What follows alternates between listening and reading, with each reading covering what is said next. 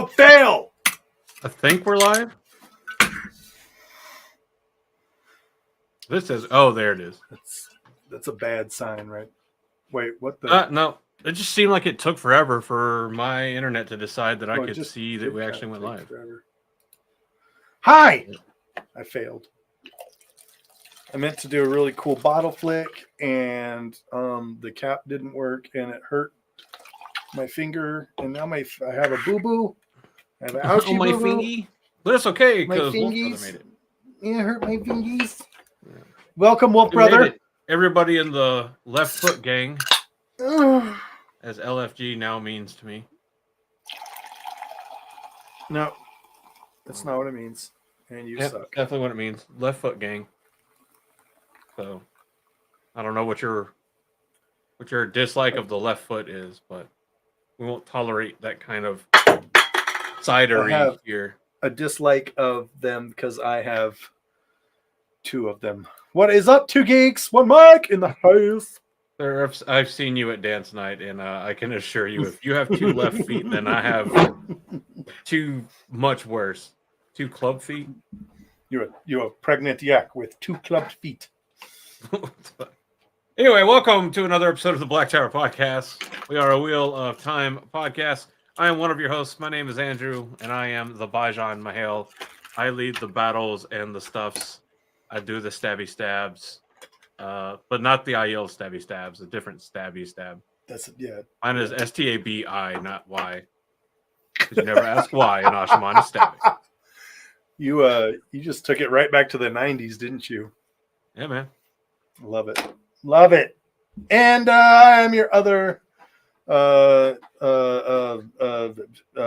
beard blessed host, and my name is Josh.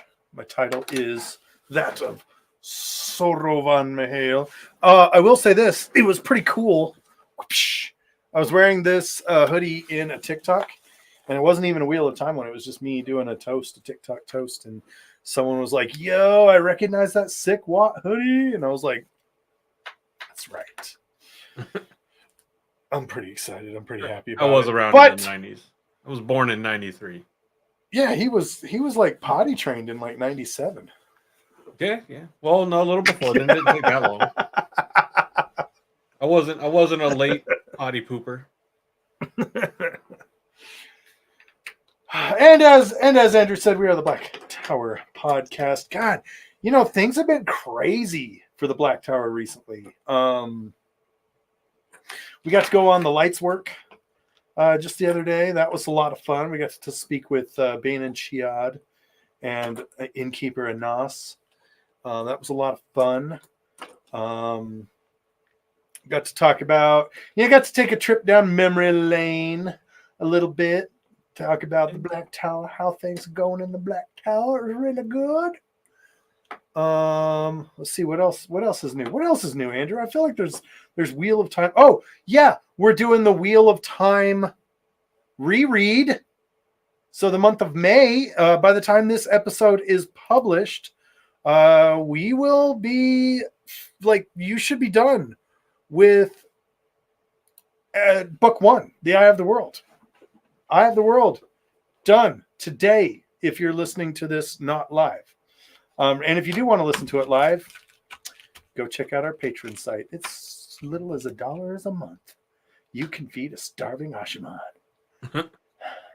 Yeah, but June is going to be the Great Hunt. Sorry, not to cut you off there. But June is going to be the Great Hunt. Make sure you get the Eye of the World done in May. And then we're going to move up. And June is going to be the month of the Great Hunt. Yeah. The Great Hunt, not to be confused with the Gray. Yeah, don't get those confused. Those are two very different books. The Gray Down Under. But the one you can't say in polite society. Well, not in polite American society. You can get away with it in, I think, most other countries. That's a valid point. But I finished Pedremon's book, Nightshade Unicorn Forerunner. Did you? Yep. I read the last bit of it today. definitely can tell some Wheel of Time inspired elements. There's some naming conventions here and there that remind me of Wheel of Time. Beyond the normal, I'm not exactly sure how to pronounce this one. There's a bit of a kind of glossary in the back that has a list of all the characters and places. Um, the map at the front of the hardcover book takes up 4 total pages. So one page, and then back of that page, and then a next page. So it's a pretty big map. So it was pretty good. I enjoyed it. I think it was a pretty good read. So if you haven't already picked it up, go and check it out. Nightshade Unicorn. So pretty decent. And I think I saw reading in the book that the next one in the installment, because I think it's going to be a trilogy, I believe goes on pre-sale in August of this year, I think, is what I read. So Yeah, I think he said he was planning on having it as a trilogy, but he didn't have like a specific like he didn't have a contract or anything like that, a publishing contract or anything. yeah. Well, it's his own publishing company, I believe. Oh, is he self-published? I think so. Like they have Nice. they have an LLC or a company that did the publishing. So it was pretty cool. I only found out because I went down the rabbit hole of clicking all the different links and stuff on his page, and it took me from Nightshade Unicorn to his author page to then the publisher's page, and all that kind of stuff. So yeah. Hell yeah. But well, no, awesome. It was really good. I do recommend it. And it's not like it's not a super hard read. It's definitely pretty casual. I mean, I casually read it at work for I think the last 4-ish weeks or a little more, and I skipped like an entire week because I was busy. And I just finished it today, so very nice. Well, dude, using that's my awesome. fancy metal Ashaman bookmark from Rob over at Weekly World News / New Creations by Jen. Love it. So that way, I can pick up the reread with y'all with The Great Hunt. And then what I will do is the month that y'all are reading the conspiracy book, I will just reread Eye of the World. Oh, shit. So that it will be a complete reread, just slightly out of order without the conspiracy. So. Oh, sir. Yeah.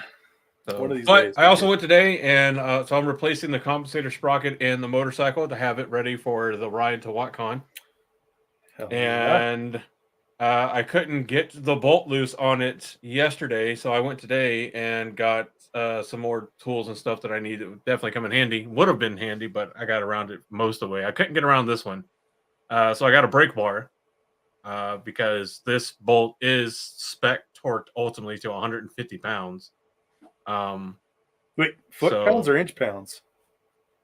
Foot pounds, I think. Dang. Yeah, you torque it to 100. I think it's 100 or 110. 100, so that the Loctite can permeate the threads. You back it off a 360 turn, and then you torque it down to 150. But I mean, it's a pretty important part in the primary of the motorcycle. Yeah. It's the part that picks up all the slack between the running of the engine. The valves of the twin heads of the engine. It picks up all the slack, the increases and the lulls in it. So it's really good. And the one I bought is actually rebuildable. So if it starts to wear out, the bearings that are inside of it, because it's all one unit instead of being 2 separate metal pieces that just shimmy against each other. So I did also have to clean out all the metal shavings from that. I don't like parts that are built and they're designed to wear themselves out by design. Like, I get it, but whatever. Yeah. But I did all that only to find out that I thought I could sneak it back in place in the drive, like with the drive chain around it without pulling out the clutch hub. Ooh. And I was wrong. I can't. Yeah. The clutch hub has to come out for that chain to get back so that I can push it in. The socket that you need for the 07 to 2013 time frame V-twin Harley engine clutch hub to remove it is an 1 3/16 socket.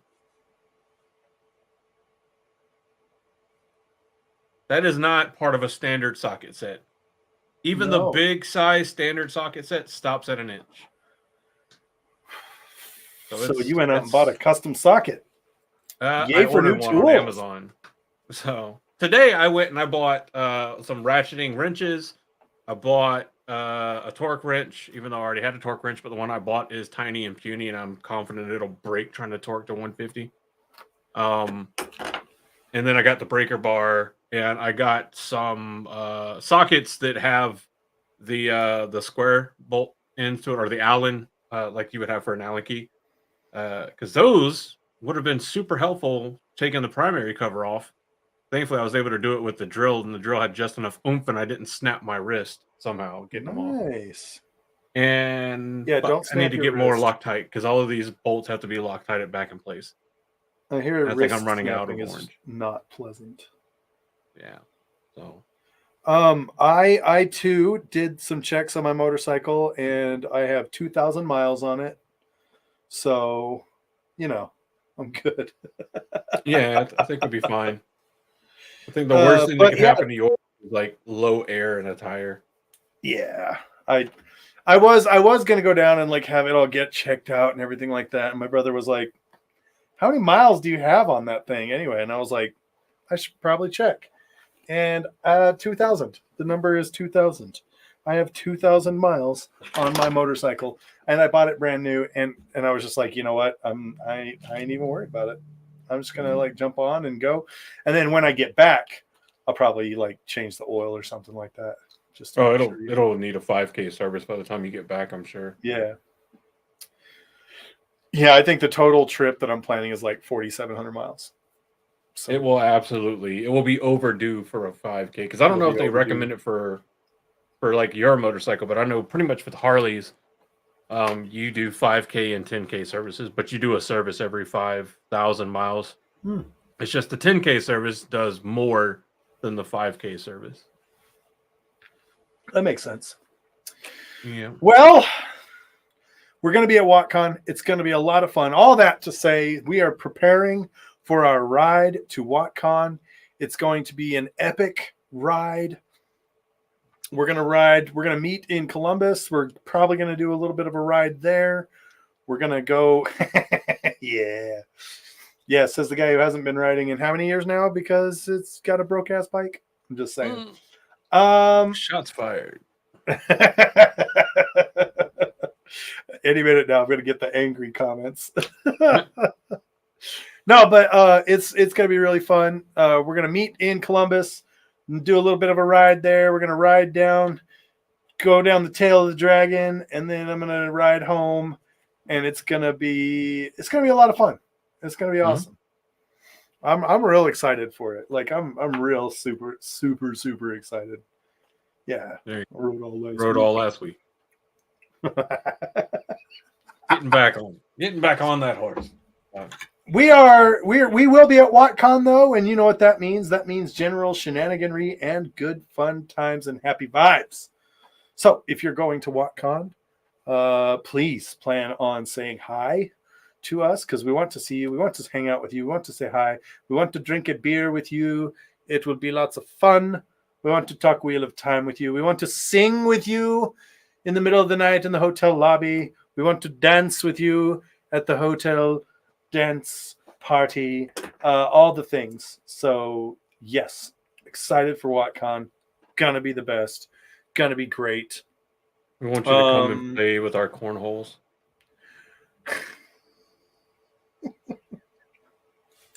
I mean, yeah, that is a true thing. It's fun. It's a good pastime late at night. With a cornhole or two. Just taking turns playing with our cornholes at WatCon, man. Mm-hmm. See, they were looking pretty worn. The title of the Great Cornholio. Yeah, they were looking pretty worn when we finished with them last year. So I don't know if they've been rejuvenated or not. Oh shit! I don't want to know. There's a lot of cornhole playing.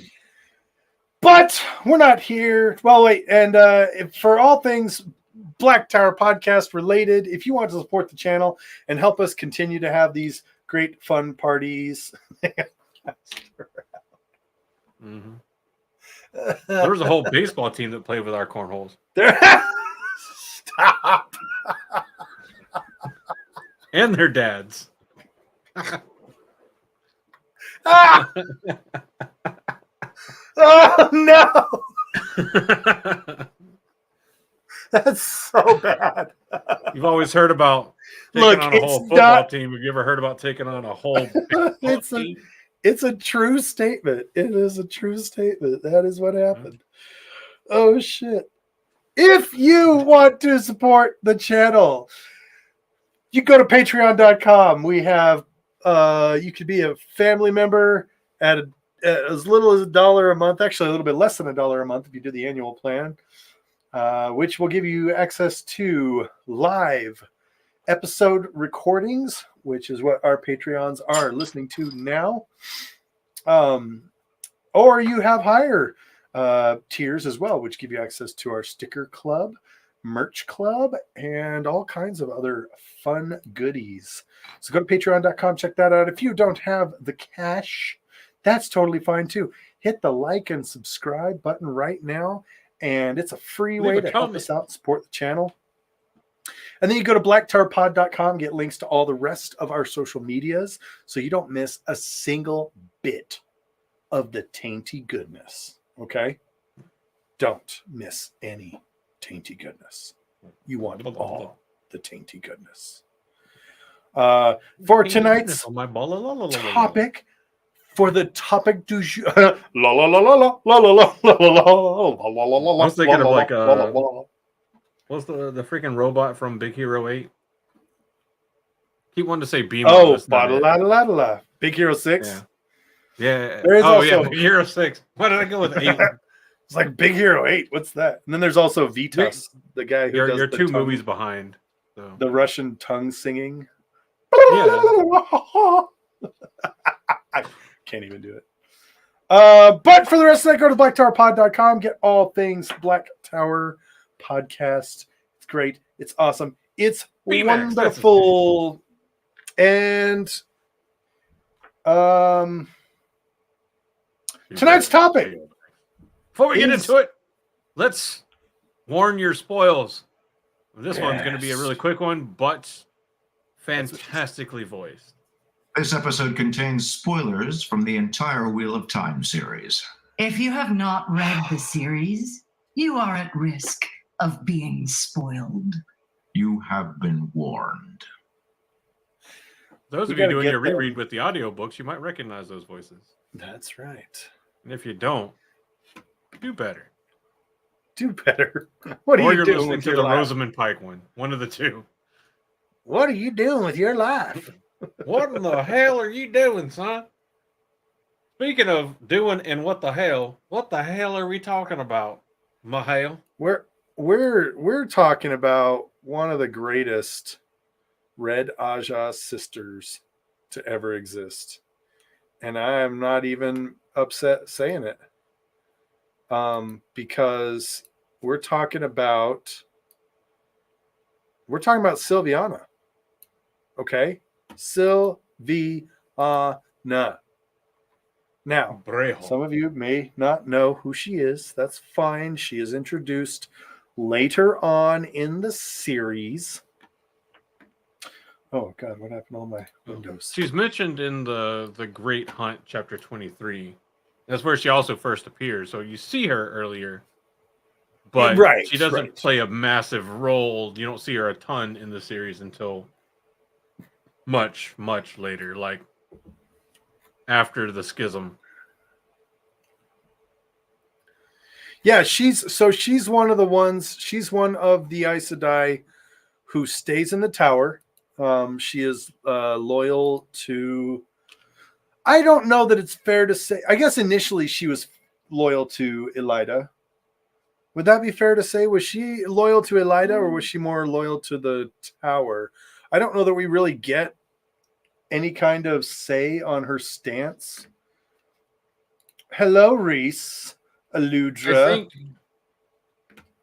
I think it's one of the things where she's more loyal to the tower, and her ideology on discipline and punishment winds up meshing well with her being named as the mistress of novices under Elida. And it's kind of Okay. one of those things like, I don't want to split the boat in half. And there's a position here that fits what I want very well, so I'll stick around instead of jumping ship, because that pretty much, after she's no longer mistress of novices, I think her loyalty still clearly shows that she's loyal to the tower, and I think that is also a big reason why she gets chosen for her second post after mistress of novices. When the White Tower is under new and correct management. Right. Reese brings up a good point, which we will get to at some point in time. Elida does indeed dole out some nasty penance here. Yeah. So Elida, as you were saying, Sylviana was in the Great Hunt. She was one of the Aes Sedai who was overseeing Nynaeve's testing. Yeah. And so it really was just more of a cameo than anything, right? Don't cite Nynaeve breaking the rules to me, witch. I was there when she did it.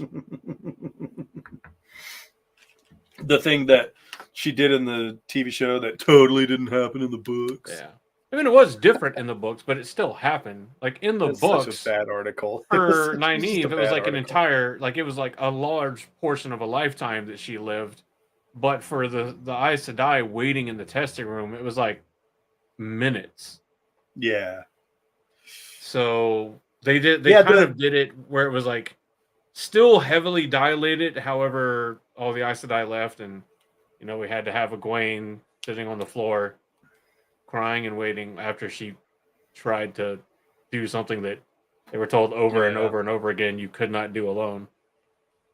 So, for any of you who looked at the thumbnail on this episode, you'll notice I used you must go through it.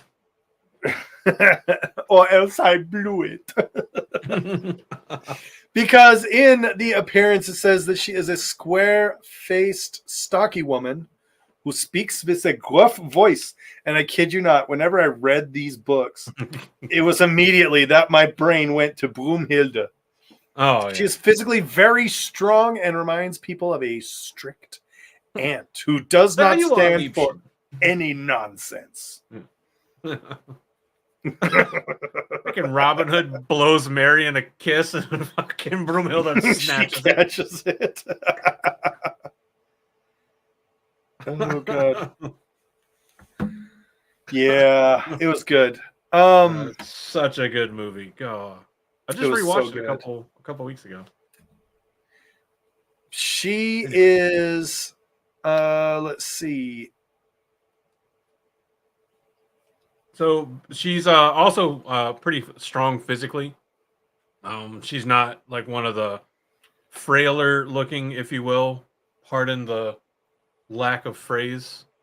That fits better than frailer than many of the other Aes Sedai. And is known for being pretty strict and just not standing for nonsense. Like she is not the one to bullshit. And it's kind of seen as like that really strict, disciplined aunt. But rather than like aunts that pamper their nieces and nephews, she's more of like I'm going to turn you into a proper person. Like she would definitely be playing I'll make a man out of you on repeat in her office while disciplining. Yeah. She would. That she is that kind of a person. She's also a pretty powerful channeler as well. Mm-hmm. It doesn't have her, like, at least nothing that I can see over here has her compared to anybody. but it says that she is at least strong enough to travel, which is a top tier capability. Yes, she would get down to business to defeat Sean Chan. She's the ant who always has candy, but it's not good candy. It's like the candy that fell out of the wrapper and has like lint stuck to it. And then when you complain about it, she's like, "You must eat it, which will make you very strong. It is very good, sweeties." So Sylviana, I'm trying to find some of the more notable names. She is stronger than Adalorna. Oh, snap. Bayonin. Who else? Yeah, those I don't really. A lot of these aren't really like super notable names. She is not as strong as. Can I find Leanne Sharif once she's older? She's just under Leanne. She's just under Leandrin. And she's just under Shiriam. And there's plenty more that she's listed. She's 2 tiers below Elida and Moraine, her old power level. Oh, actually, Okay. yeah, no, sorry. Sylviana is 1 level below Leanne's old power level before the stilling and healing. Okay. And then 2 levels below Elida, Moraine at her old power level, and Suwon at her old or pre-stilling power level. Okay. Let's see. So she's 2 levels. She's, you could say she's got the power. Yeah, because she's 2 levels got the above power. Alana and Alviarin. So she's nothing. Oh, and 2 levels above Varen. Holy shit. Oh, damn. As far as raw strength in the power, and that, doesn't necessarily mean she's more skilled. So she is a solid choice from? for dodgeball. Without looking, do you know where she's from? I mean, I already looked. So she's from Amadesia. My favorite place to say people are from, because as much of a cringe thing as League of Legends is now, earlier on when it was still fun, I always played as Garen, and he's from Damacia. And every time I read Amadesia, I want to say Damacia. Yeah, that one. Damacia. She went to the She's tower. from Damacia. She was 12 years a novice, 11 as an accepted, and raised to the shawl. I think that's closer to like the average expected progression. Do you think so? I was just going to ask. So. I'm unfamiliar with the average. I know it's not. I know it's not a short amount of time. Yeah, no, it's not. And I think, given her strength in relation to the other Aes Sedai that I mentioned earlier, I think this is what could be assumed to be like, if you put it on a grading scale, this is probably like at least a B, maybe an A- in terms of performance in progressing in your ability to channel, I would think.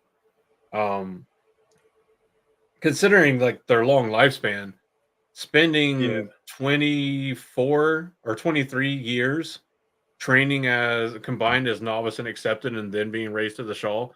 I mean, that's a quarter of a century just in training alone. And there's something to be said for like the skills you would build in that, which is why, a lot of the Aes Sedai, they can't match Egwene and Nynaeve and Elaine in raw channeling power, but they still best them in skill throughout the rest of the series, except for combat weaves, because those 3 are forced into learning combat weaves by their circumstances. And what do we see too? Like, I know this isn't an example specific to Sylviana, but it is an example specific to the Red Ajah. And I know there's a lot of conversation about, well, it's stupid that Robert Jordan made male channelers, that they can channel more on average, they can channel more than the women can. And I'm like, okay, but left and right, the Aes Sedai are passing out ass whoopings. Like Pavara like now granted Andral is weaker in the power, but it wasn't even a contest for Pavara. She just straight up blip blip blip, no problem, dismantled him, took him apart, and he was like, what the hell? And she was like, what do you think we've been doing? Like, we train specifically to fight against other channelers. And there's not much mention of the Red Ajah's involvement in the battle when the Shan-Chan attacked the tower, but I would like to believe that there were a lot of Red Ajah sisters going specifically targeting Damane weaves for that very purpose, because of how adept they are at dealing with other people. And then when you talk about, channeling is very much a physical act, right? It takes physical strength, it takes mental concentration, and we get these really great POVs of Egwene and Rand in their early days of channeling, trying so hard to channel, and it just slips away from them. And other times they take it in and they can't do anything with it, and or they can direct it somewhere, but they can't make it do what they want it to do. And when you take 25 years of learning how to do push-ups, like you're gonna be the best at doing push-ups that anybody's ever been.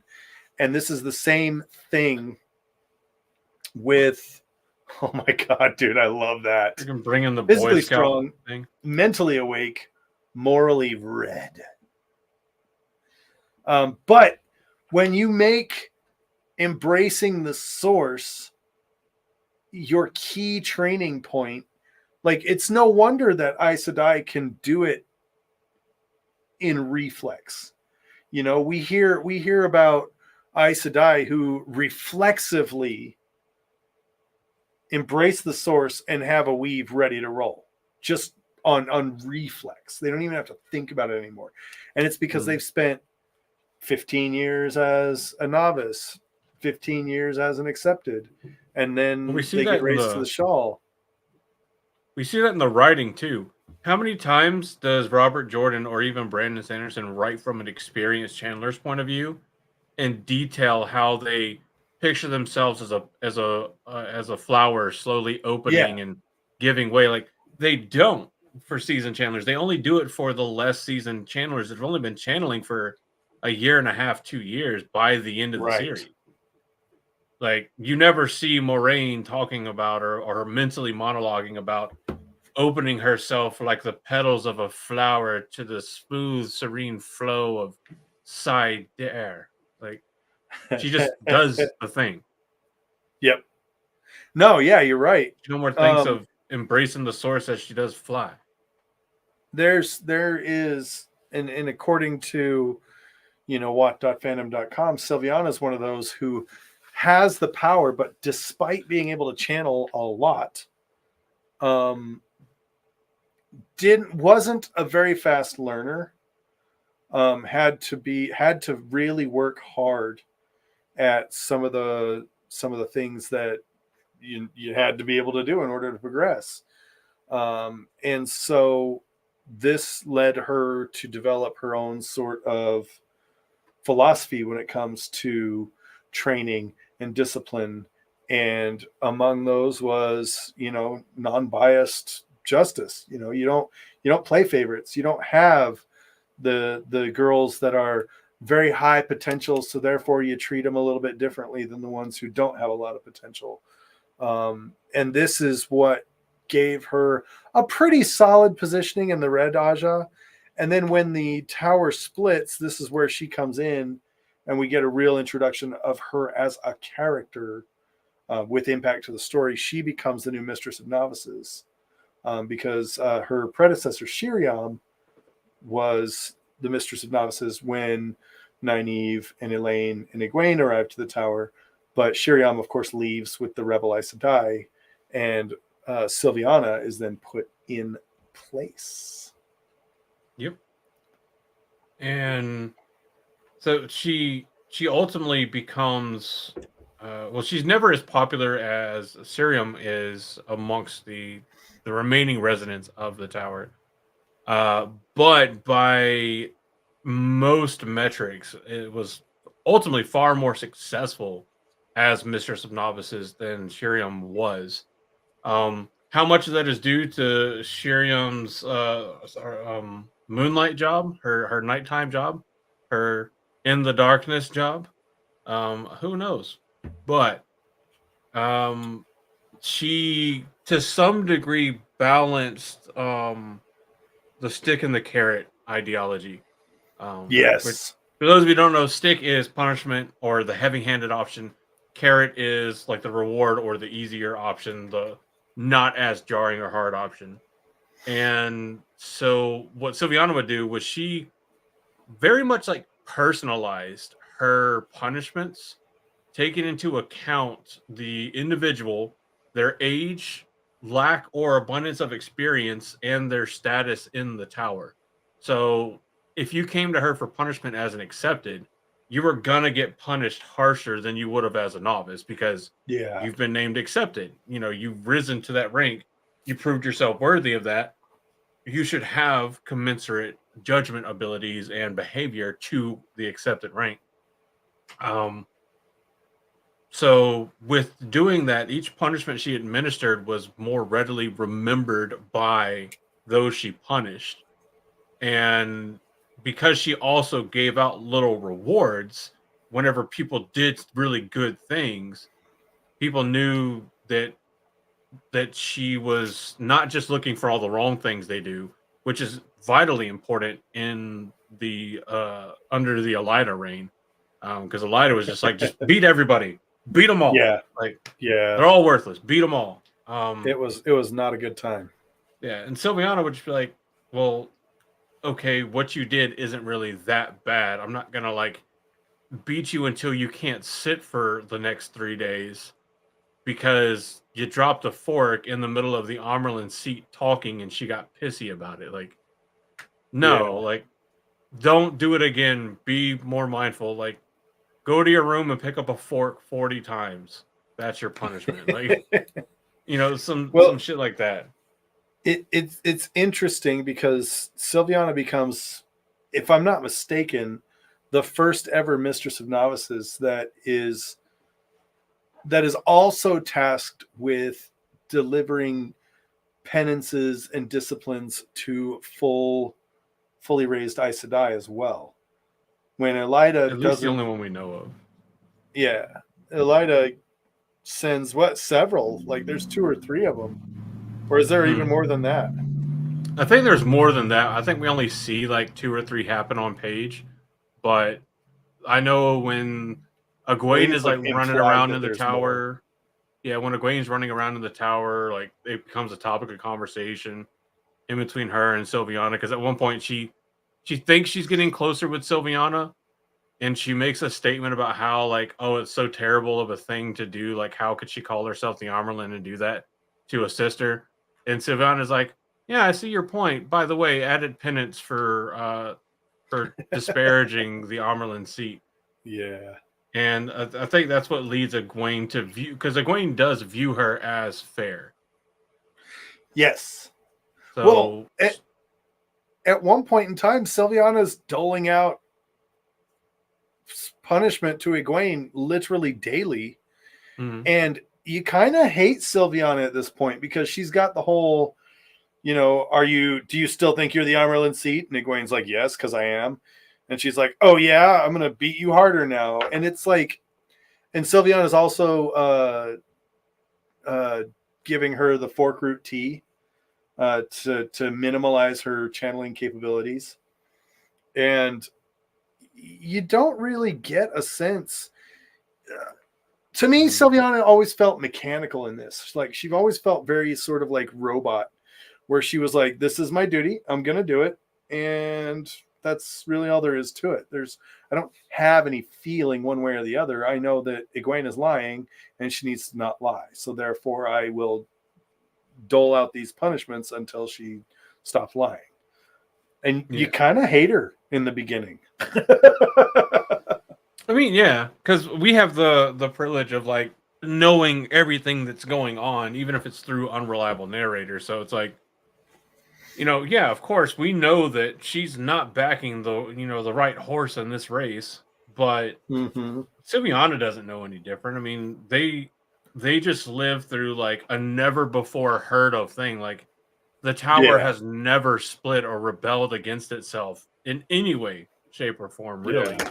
I mean, there's been like skirmishes and little disagreements and fights and stuff in the past that, came to blows, but never like half the tower leaving and the Amerlin ousting an entire Aja, removing all semblance of or all representation of that Aja, and just basically saying it doesn't exist anymore.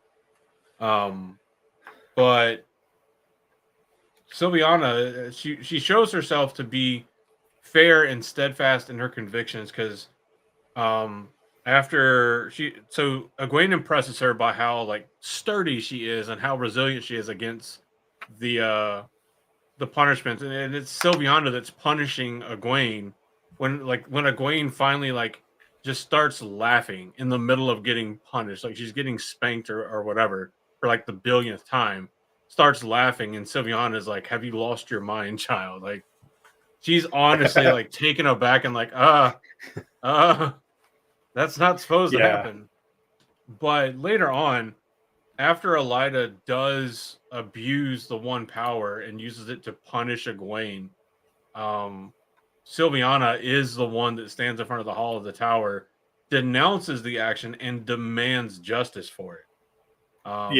And for her standing up for what is right, she is almost stilled. Elida wants her stilled, but the hall is like, no, like she just called you out for doing something that we all agree was a bit much.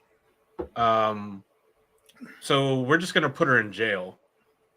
And then finally, once then we have the whole battle, the siege of the White Tower, the raid on the White Tower by the Shanchan, and afterwards, Egwene is raised to Amerlin's seat, and in the middle of the ceremony, she demands that Silviana be brought before her, and everybody else there is like, "No, it's so distasteful to punish somebody in the middle of this joyous ceremony." Really? And Really? You're going to get revenge now?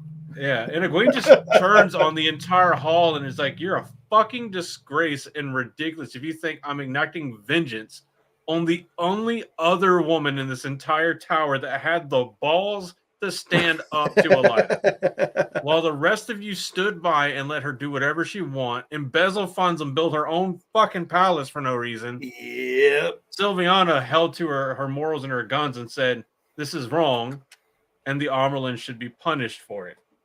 Yeah. And it's because of all this and her seeing that Silviana's allegiance is to her morals and to the morals and laws of the tower. When Silviana is brought before her, Egwene names her keeper of the chronicles, or AKA the number 2 in terms of rank in number positions 2 in the tower. Yeah, make it sound number 2.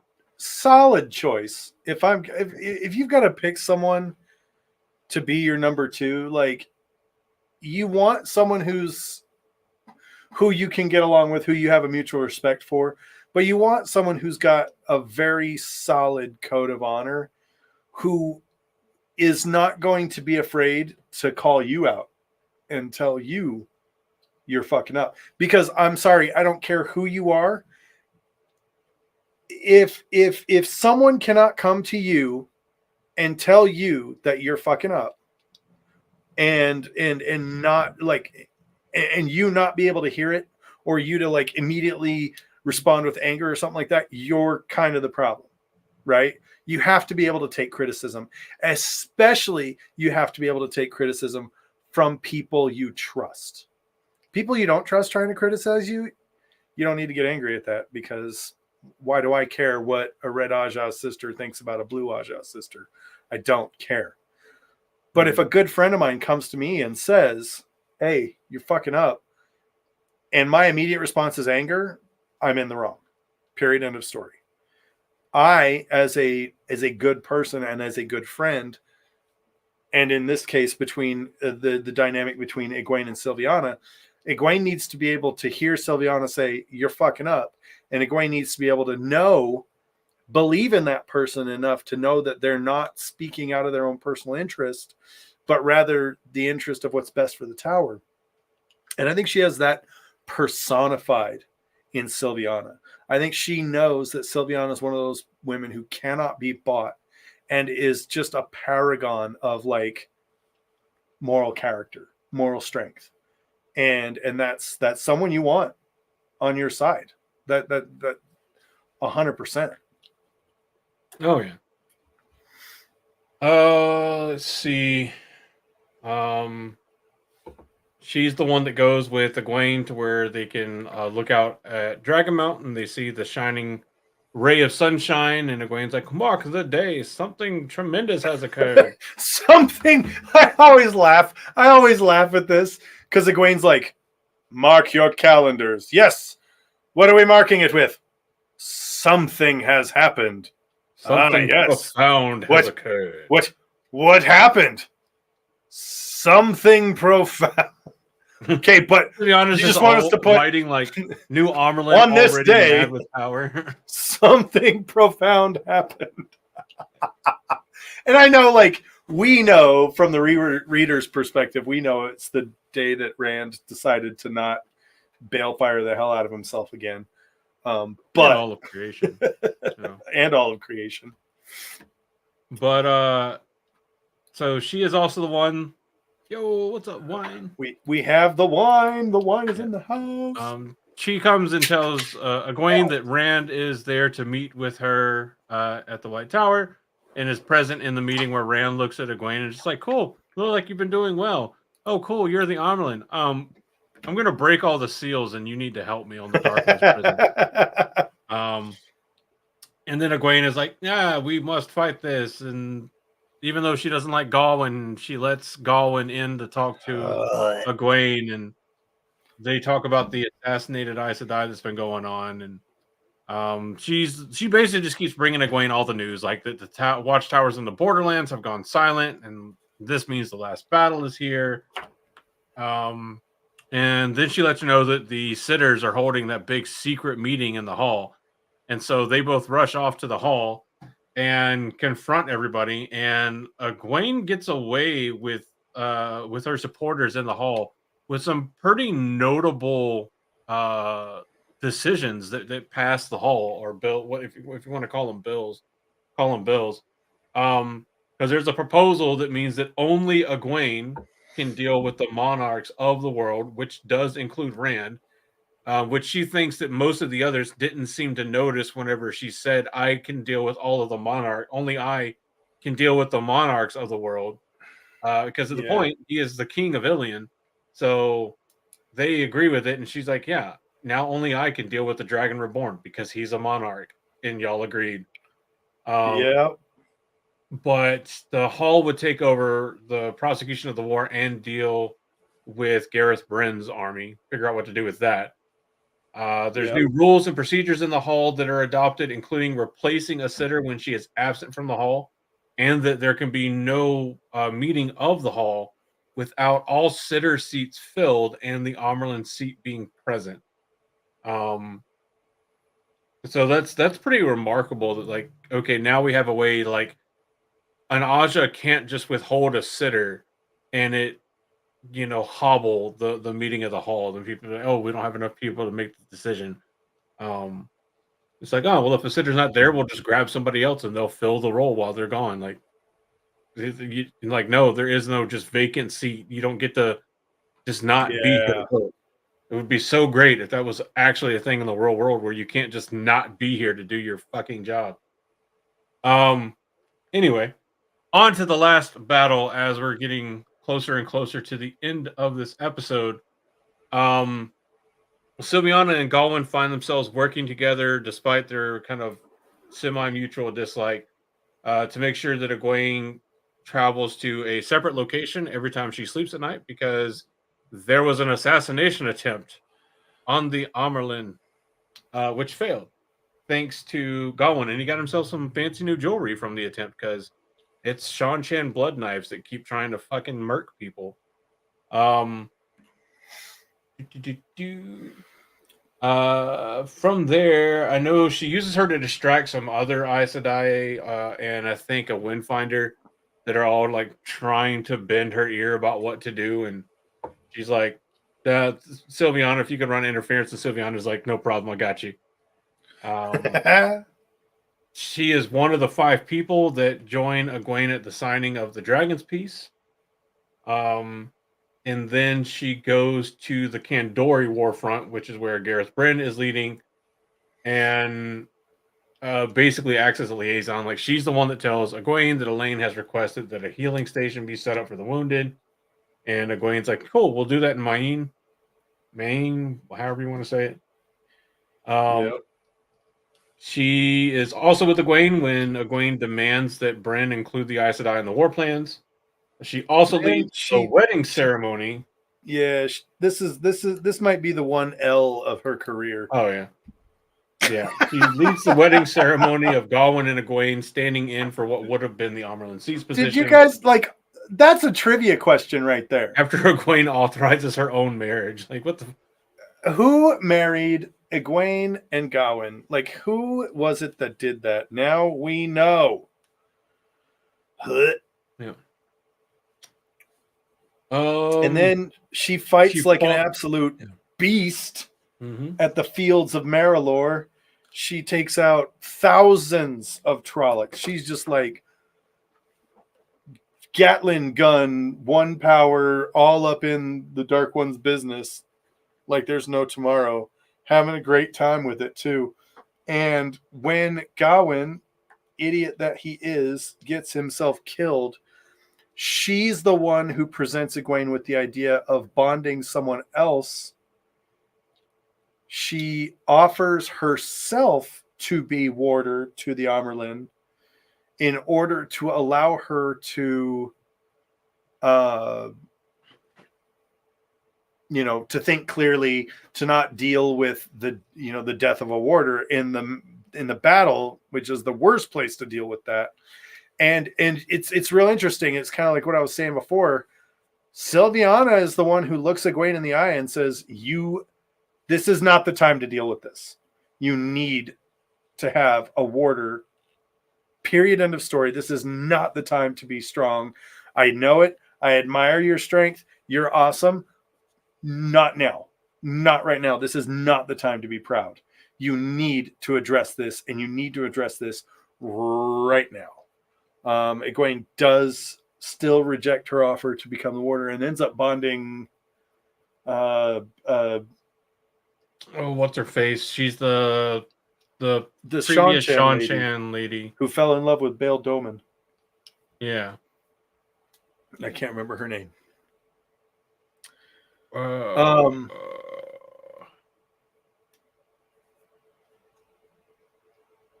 I keep wanting to say Seleucia. It's not Seleucia. Egyanin. Thank you. Yeah, that's it. He who comes with the wines also bring in some fact check in. No, Sylviana also is there when the Sharans pop out of nowhere. They're fighting, having a great time, having a wonderful, lovely battle. Beautiful day for a battle. Cheerio, I say so myself. And then all of a sudden, a gateway opens up, and Sharans pop out, and they're like angry Australians, and they're like, "Come on, mate, we're bringing you the Vegemite. We're going to give you the Vegemite." And the Aes Sedai get routed. Like, it's a flank out of nowhere, and they get completely and totally decimated. Sylviana survives that. She is like, she's a sturdy woman. Like, she's not going nowhere. She's one of those that it's going to take a lot to end the life of Sylviana. Now, we know that after Egwene's death, they rope Cadsuane into being the Amerlin seat. Do we know if Sylviana stays on as Keeper of the Chronicles? Is that ever confirmed? I mean, it's not a continuous appointment. Each Amerlin chooses her own keeper. It's kind of like just like, when a new president's elected in the U.S., the previous cabinet doesn't stay. They choose their own entirely new cabinet. I don't know that there's ever been a cabinet member that stays. Really? But either way, the appointment to the presidential cabinet isn't like a permanent appointment. It's at the Right. pleasure of the president. So when the president changes, he can choose, or they can choose, to keep one of the previous cabinet members, but it generally never happens. Yeah. Because even though they should just be loyal to the country, it's always loyal to the president, and that's a problem. Yeah, there's a political thing there. But I don't know. I don't know that Cad Swain knows Sylviana enough to trust her to be the number 2. But I could also see, in light of Egwene's sacrifice, them choosing her to stay as keeper as a bit of an homage to Egwene, and as somebody that could best help advise Cad Swain on like Egwene's longer term vision for the tower. Yeah. Though she could also just do that as, like, I don't know, being an Aes Sedai. So Yeah, I did just look it up, and it does say that Cad Swain's Keeper of the Chronicles is unknown. And it did point out actually something that I did find quite interesting, and that is that the Keeper of the Chronicles often has the same ajah as the Amerlin seat. And where Cad Swain was green ajah, it makes, per tradition, tradition, she would probably have a green ajah Keeper of the Chronicles as well. I mean, possibly, but Cad Swain is also ajah-less at the point she enters the story where we read. True. She's retired from being an Aes Sedai. Egwene was also ajah-less, which is why... Yeah. Well, Egwene chose... She stated that she should be treated as if she came from the green ajah, because had she been given a chance to choose... I don't know, by technicality, yes, she's ajah-less. Yeah, no, fair point. But Egwene outright was like, I would have chosen the green ajah. Yeah.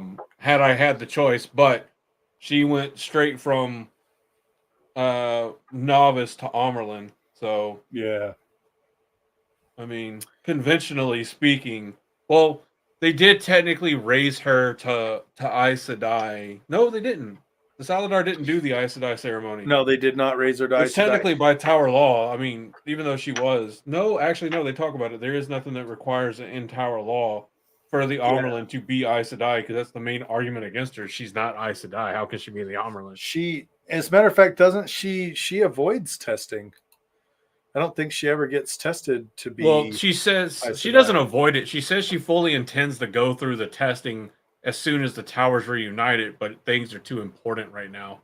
Yeah, she winds up sacrificing herself before there's actually a time for her to do it. And then she ends up... But she also makes sure that Elaine and Nynaeve go through. Yeah, well, she tells them, like, she's still naming them, but as soon as they get back in the tower, they will have to go through the regular testing as well. But they never do either. I mean, it's presumed they do after the last battle, I guess, but we never see them do it. So it really depends on if Cad Swain and the Hall still make her do that. But yeah, no, by the end, Egwene is still technically a novice with the positional title of Amerlin seat. I love this. I love Sylviana because she is an example of, I know it's real easy to be like, oh, the Red Ajah sucks. The Red Ajah sucks. But truth is, you've got good examples, as is true in life. You've got good examples and bad examples of different, demographics, different groups of people. And no one person can truly be an ambassador, right? Like, people are different. We are, it's our differences that make us one, are united by our differences. And it's amazing. But you've got people like Sylviana and Pavara who are just really great examples of how amazing the mission of the Red Ajah is.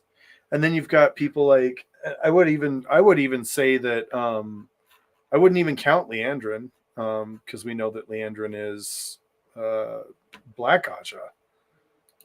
But we've got other Red Ajah sisters that just seem to be a little bit,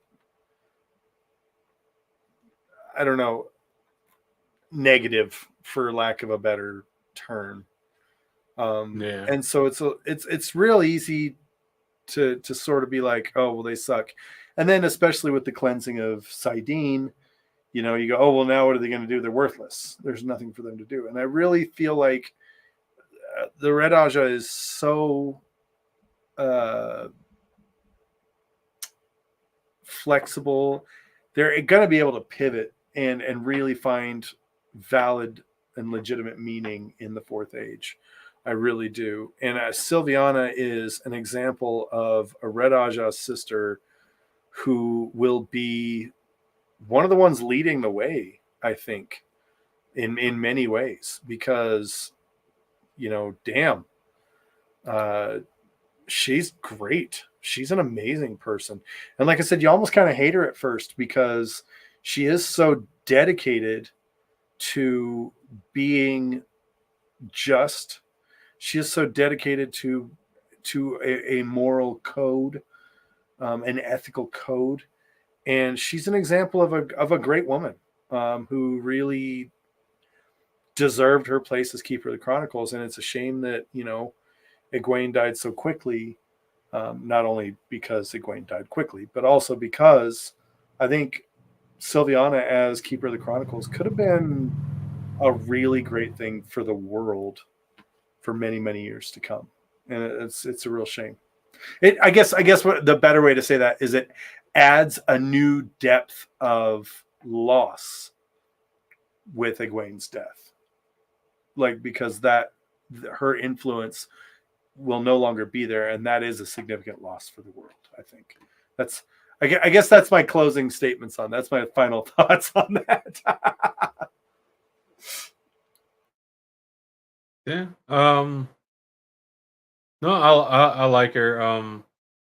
Because she doesn't just follow the orders blindly. She takes as much leeway within them as much as her own moral code will allow, rather than just doing whatever Elida says. Like she follows the word of the order, and unless it matches her own morality, she doesn't necessarily always follow the spirit of the order, which is generally speaking good for the reasons that Silviana does it. Silviana does it to be fair and impartial, and to do what an Aes Sedai of the Tower that's entrusted to enforce discipline and the rules should be doing. She doesn't do it out of malice just to spite Elida. She doesn't do it because she has some delusion of personal power. She does it because it's what she feels should happen and should be done. And it's all within the bounds of, uh, of her position and what comes along with it. And she's incredibly effective at it, which I think says a lot, that she is more effective as the Mistress of Novices than Cirium, who served in the position for years longer than Silviana ever did. I do think that she would continue to be a leader in the Red Ajah. I think she definitely becomes a sitter. I don't see a scenario where she doesn't serve as sitter. And maybe in the future she gets to be Keeper of Chronicles again. Who knows? I mean, they kind of have to tread a little carefully with her, as they would with any other keeper that is no longer a keeper. That's a good question. Because keepers have access to the 13th depository as well. So just because an Amerlin leaves or passes doesn't mean that their keeper dies or leaves. So what do they have in Ooh. place to keep the keepers keeping the secrets? Is it just like an understanding that you just don't talk about these things and it's honor system based? Is there a secret fourth oath to being keeper? I don't think there's a secret fourth oath. I think that'd be There cool if could, there was, very well like an could be. I NDA. mean, the 13th depository could be anything. I think it's one of those where you say, I promise I won't tell anybody what I read here. And because of the first oath, you're bound. Not really. It just means you Yeah, can't 'cause lie. you can't promise. At the time, if you have no intent to do that when you make the promise, you're fine. And even then, it's shown you only have to believe what you're saying is true at the time. It doesn't actually have to be true. So Okay, you but could if I say read that whenever you take something- the role, I will never tell anybody what I see as Keeper of the Chronicles. Right. At the time you make that statement, like, you could be telling the truth. 30 minutes later, you go and read about the vileness, and you're like, fucking whistleblower, people need to know. You can still go and tell people. The only thing you couldn't do, even if you still did believe that you weren't going to tell anybody, you could still physically do it. You just couldn't lie about it. Like, But you just wouldn't had to that believe make your what you said initial at the time you statement said a it. lie? Yeah, but the binding rod doesn't act on you retroactively. Right. It prevents you from lying at the moment that you're speaking.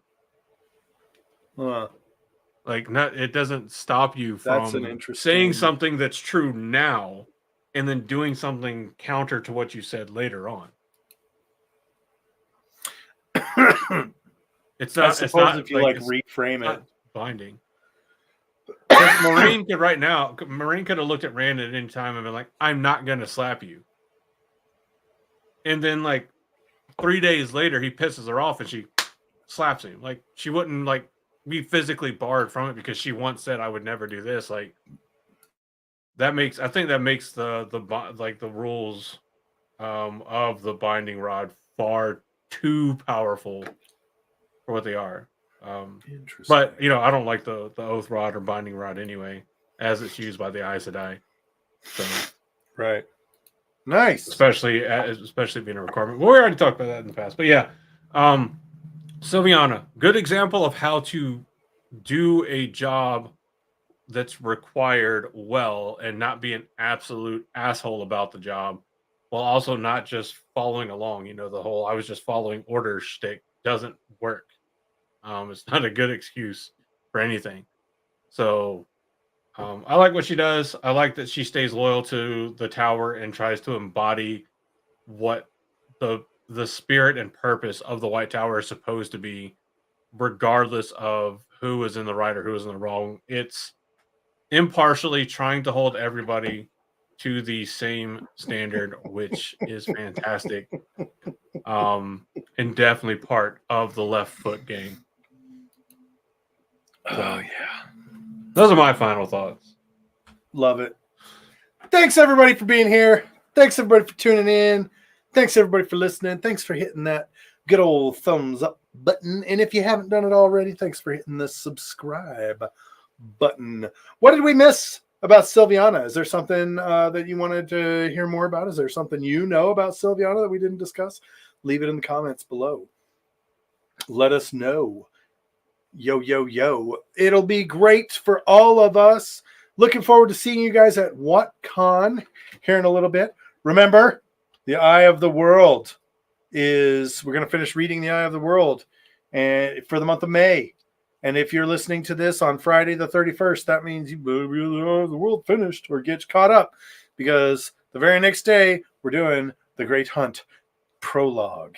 And we're doing the Wheel of Time reread, and we're going all the way through to the end of the series. So buckle up, Buttercup. Thanks so much for tuning in for this week's Dose of Taint. We hope that wherever you are, you leave here just a little bit more insane than you were when you first got here. From all of us here at the Black Tower, I have been your Sword on my hill, Mr. Josh. And I have been your Bajan Mahale, Andrew. I couldn't think of anything fancy to say. So I'm just going to ramble about how I couldn't think of anything fancy while I click